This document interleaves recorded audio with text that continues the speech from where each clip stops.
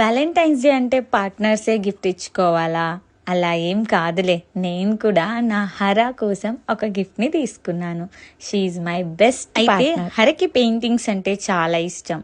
అందుకని దానికి యూస్ఫుల్గా ఉండేలా ఒక పెయింటింగ్ కిట్ని కస్టమైజ్ చేయించాను.